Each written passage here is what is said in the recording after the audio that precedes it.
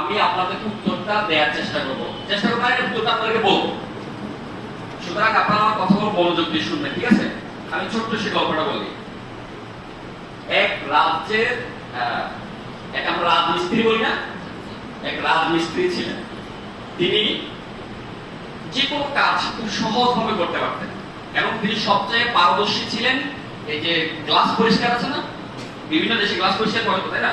এই গ্লাস পরিষ্কারের কাজটা খুব ভালোভাবে পারতেন।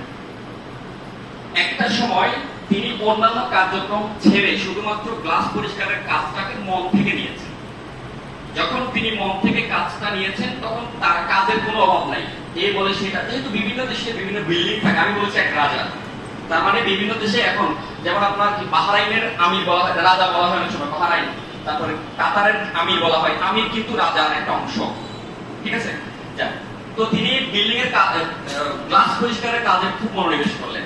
একদা তিনি একটা বিল্ডিং এ 20 তলা কি 22 তলা বিল্ডিং, সম্ভবত আমার এগুলো জানা নেই, মেবি 20 তলা, ধরে নিলাম আমি 20 তলা একটা বিল্ডিং এর তিনি গ্লাস পরিষ্কার করছেন।